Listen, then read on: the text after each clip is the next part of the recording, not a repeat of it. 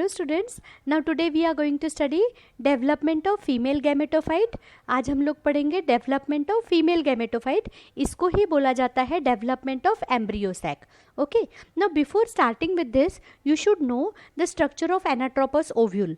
तुमको पता है ये anatropous ovule है, इसके अंदर ये जो पार्ट दिख रहा है oval shape structure, this is called as embryo sac. इसको क्या बोलते हैं हम लोग? एम्ब्रियो सैक बोलते हैं, या इसको हम लोग बोलते हैं female gametophyte.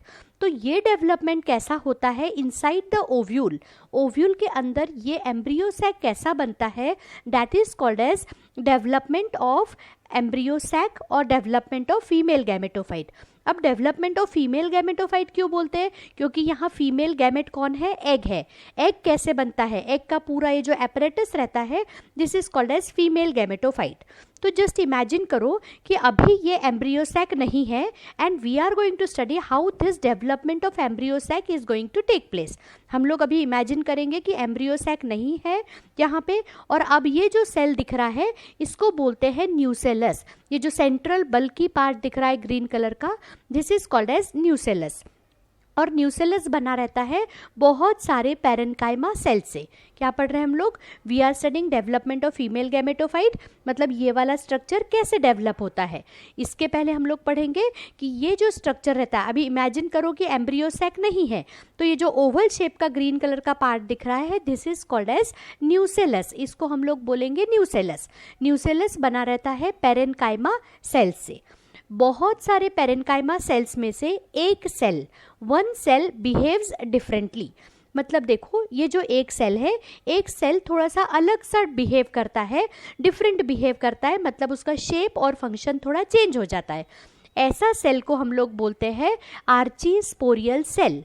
Okay, the cell of parenchyma, the cells, one parenchyma cell which behaves differently, एक parenchyma cell जो differently behave करता है उसको हम लोग बोलते हैं archisporial cell। This archisporial cell act as the mother cell, मतलब अब उसको डिवाइड होना है and it undergoes meiosis। meiosis मतलब एक सेल से चार सेल्स बनते हैं। This parenchyma cell which is behaving differently is called as archisporial cell। इस सेल को क्या बोलते हैं हम लोग? archisporial cell। archisporial cell में meiosis होता है और एक सेल से बनते हैं चार sales. These four cells are called as linear tetrad। ये जो चार सेल्स बनते हैं इसको बोला जाता है linear tetrad। linear क्यों? क्योंकि ये linearly arrange है, एक के ऊपर एक अरेंज होते हैं, and tetra means four, चार होते हैं और एक के ऊपर एक अरेंज होते हैं, that's why it is called as linear tetrad. अब देखो यहाँ क्या होता है, out of these four cells, ये चार सेल्स में से any three cells get degenerated, कोई भी तीन सेल्स यहाँ पे मर जाते हैं, and only one cell becomes functional या अलाइव। एक सेल ही जिंदा रहता है और फंक्शनल होता है। जस्ट सी दिस सेल, ये सेल अब वहाँ पे जिंदा है, ओके, फंक्शनल है। ये सेल में नरिशमेंट के बाद में थोड़े से ग्रोथ होती है, okay, its size get increased. Then what happens, अब देखो ये सेल है, मतलब इसके सेंटर में क्या है? This is nucleus. Okay, this nucleus undergo 3 times mitotic division. ये न्यूक्लियस में 3 बार माइटोटिक डिवीजन होते हैं। देखो फर्स्ट बार में कैसा होता है माइटोटिक डिवीजन, मतलब एक न्यूक्लियस से पहले बन जाते हैं 2 न्यूक्लियाई। अगर सिंगुलर है तो it is called as nucleus. When we are using plural then it becomes nuclei। एक है इसलिए हम लोग न्यूक्लियस बोल रहे हैं, एक से ज़्यादा जब हो जाते हैं तो उसको हम लोग बोलते हैं न्यूक्लियाई। तो देखो ये फर्स्ट डिवीजन हुआ माइटोसिस, एक न्यूक्लियस से बन गए 2 nuclei. This is second mitotic division, second division होता है, 2 न्यूक्लियाई से कितने न्यूक्लियाई बन गए? अब 4 बन गए। ऊपर का ये जो एक था, इससे ऊपर की तरफ 2 न्यूक्लियाई बन गए, नीचे का ये जो एक था न्यूक्लियस, उससे बन गए 2 न्यूक्लियाई, मतलब टोटल कितने हो गए? 4 nuclei. Again one more time it undergoes mitosis, और एक बार माइटोसिस होता है एंड ऊपर बन जाते हैं 4 सेल्स। जो यहाँ 2 दिख रहे हैं ना, यहाँ बन जाते हैं 4 सेल्स, और नीचे भी बन जाते हैं 4 सेल्स। अब देखो ये एंड को क्या बोलते हैं? If you see here, this end is called as chalazal end, क्योंकि यहाँ चलाजा प्रेजेंट है, and this end is called as micropylar end, क्योंकि यहाँ माइक्रोपाइल है। ओके, तो अब देखो, this end is chalazal end and this end is micropylar end. Chalazal end की तरफ 4 न्यूक्लियाई बन जाते हैं एंड माइक्रोपाइलर एंड की तरफ भी 4 न्यूक्लियाई बन जाते हैं। मतलब टोटल एक सेल के अंदर 8 न्यूक्लियाई बन जाते हैं। Okay, then what happens, just imagine करो कि यहाँ पे 4 न्यूक्लियाई है। Okay, out of this 4 nuclei, ये 4 न्यूक्लियाई में से एक न्यूक्लियाई सेंटर में आता है।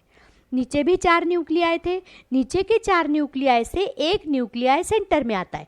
Means 1 from chalazal end 1 from micropylar and. एक चलाजा से आता है, एक माइक्रोपाइलर एंड से आता है, और दोनों ये जो न्यूक्लियाई है ये एक दूसरे से फ्यूज हो जाते हैं। So these are called as polar nuclei, क्योंकि ये पोल से आ रहा है ना, एक ऊपर के पोल से आ रहा है, एक नीचे के पोल से आ रहा है। So this becomes polar nuclei. Then what happens, अब देखो एक एक तो न्यूक्लियाई नीचे आ गया, ऊपर बच गए 3 न्यूक्लियाई। ये 3 न्यूक्लियाई एक दूसरे के पास में आ जाते हैं, दे गैदर।